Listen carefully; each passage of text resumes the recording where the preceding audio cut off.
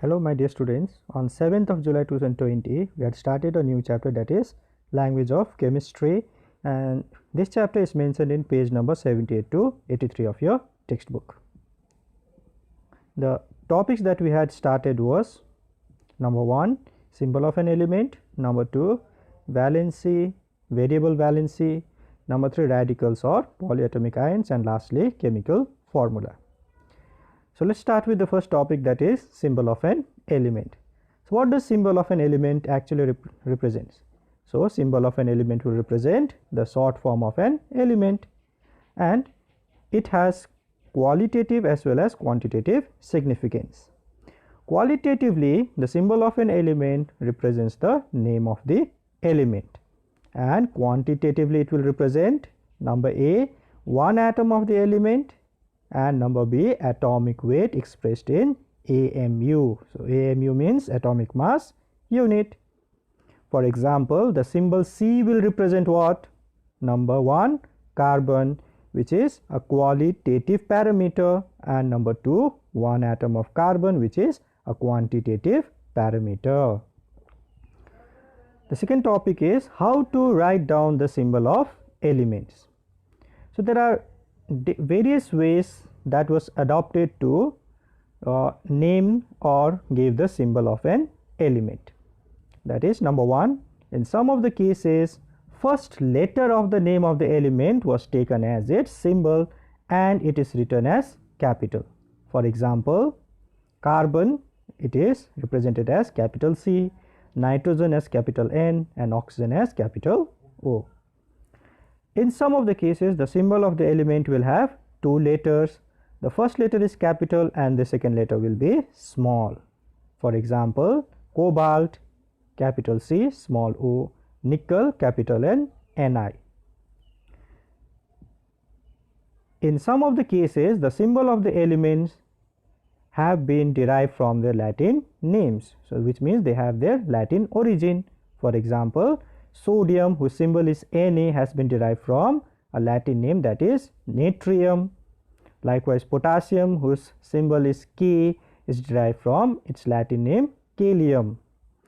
However, nowadays the symbol of the element which has atomic mass more than 100 will consist of 3-letter symbol. The first will be the capital and the other 2 letter will be small. For example, an element that is unilibium has a symbol consisting of 3 letters, that is capital U, small n, and small b.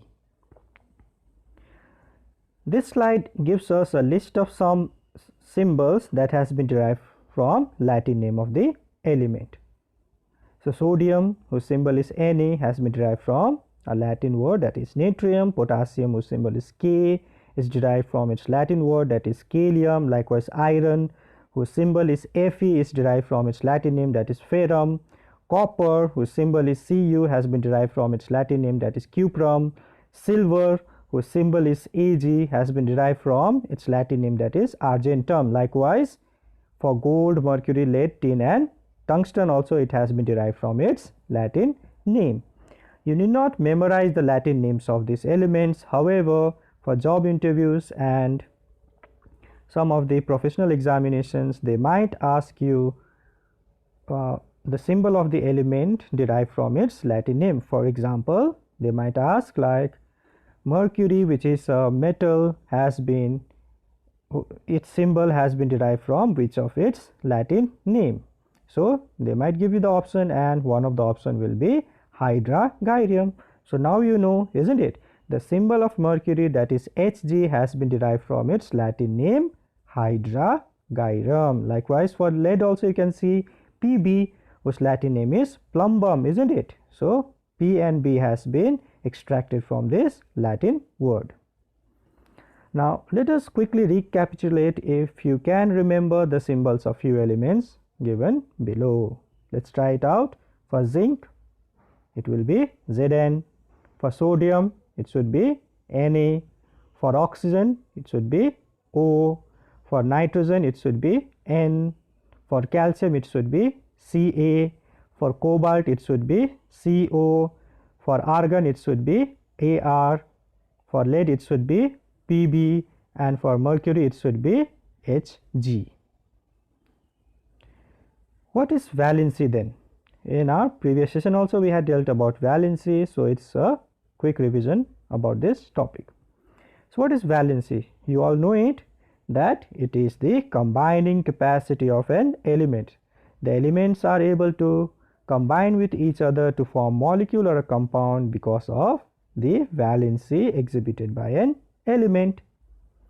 So it is actually numerically equal to the number of hydrogen atoms that combine with an element.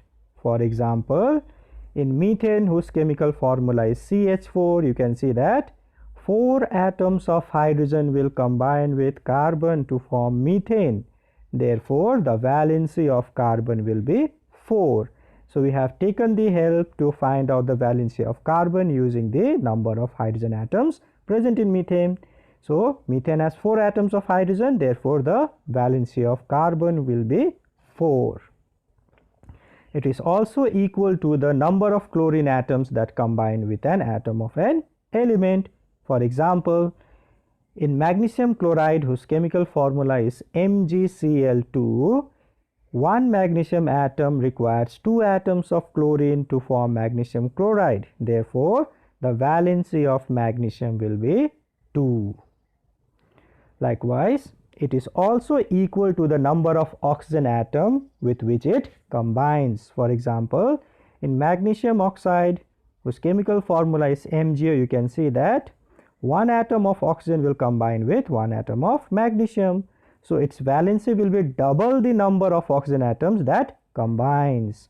So the valency of Mg in MgO will be 2. Valency of metals and non-metals. You know that valency of a metal will be the number of electrons lost by an atom during the formation of a compound so that it can complete its octet rule, isn't it? For example, potassium, whose atomic number is 19, its electronic configuration will be 2881. So potassium will become stable by losing its 1 valence electron. So when it loses, its valency will be +1. Likewise, valency of magnesium, you know that magnesium has an atomic number 12. So its electronic configuration will be how much? 282. So magnesium, being a metal, will lose how many valence electron? 2 valence electron. Therefore its valency will be +2. Now coming to valency of non-metal then. So if metal loses its valence electron to become stable, what will non-metal do to become stable? It should gain the valence electron that was donated by whom? The metal, isn't it? So it is the number of electrons gained by an atom during the formation of a compound to complete its octet rule. For example, chlorine, whose atomic number is 17, its electronic configuration will be 287. So chlorine cannot lose 7 electrons to become stable. So therefore the easiest option for chlorine to become stable is to accept how many valence electron? 1 valence electron, so that it can complete its octet. So it is gaining 1 electron, so its valency will be -1. So non-metals will have negative valency. So chlorine is gaining 1 electron, so its valency will be -1. So you can try out for sulfur. Its atomic number is 16, electronic configuration will be 286. So can sulfur lose 6 electrons from its valence shell to become stable? No, it cannot, isn't it? So therefore the easiest option for sulfur is to gain how many electrons? 2 electrons, so that it can complete its octet rule. So therefore its valency will be how much? -2. Now based on the valency, elements can be classified as monovalent elements, divalent elements, trivalent elements and tetravalent elements. So what are monovalent elements then? These are elements having a valency of 1. It can be +1 or it can be -1. Example, sodium and potassium. So if I tell you to represent sodium and potassium in its ionic form, then you have to write it as Na +1 and K plus 1. Likewise, divalent elements will have a valency of 2. It can be plus 2 or it can be minus 2. For example, oxygen and magnesium. So we can represent oxygen with its valency as O minus 2 and magnesium as Mg plus 2. Trivalent elements, these are elements having a valency of 3, plus 3 or minus 3. Example, nitrogen and phosphorus. Can you represent nitrogen and phosphorus with its valency? You should be able to do. Nitrogen means it will be N minus 3 and for phosphorus it will be P minus 3. Likewise, tetravalent elements will have a valency of 4. For example, carbon and platinum. So what do you think how to represent the valency of carbon? You cannot write plus 4 or minus 4 because metals will donate their valence electron to become, so they will have positive valency. Non-metals gain valence electron to become stable, so it will be having negative valency. But elements which has a valency 4 can neither donate, can neither gain to become stable. So they become stable by sharing of electrons. So the valency of carbon will be 4 and it will be represented just by numerical 4 without plus or minus sign. Variable valency. There are some elements which can have more than one valency in different compounds. For example, in FeO the valency of iron will be plus 2 and in Fe2O3 the valency of Fe will be plus 3. So FeO is a different compound and Fe2O3 is a different compound, but the same metal, that is iron, is exhibiting two valency, plus 2 and plus 3. A very vital information which I want to give you all is that if an element shows variable valency, then the valency of the metal with its lower valency will end with suffix OUS, and with higher valency its suffix will end with IC. For example, you can see on the right hand side FeO is called ferrous oxide. Why? Because in FeO the valency is plus 2, which is a lower valency, and in Fe2O3 it is plus 3, which is a higher valency. Or you can also write it iron 2 oxide. You can see in the bracket they have written Roman number 2, which means in this case the valency of iron is 2. Don't write plus 2. In Fe2O3 you can see that its chemical name will be ferric oxide. Why ferric?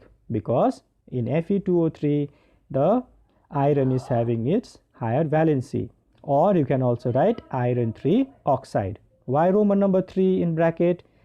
Roman number 3 will denote that in this case the iron is having plus 3 valency. Coming to radicals or polyatomic ions. So what are radicals?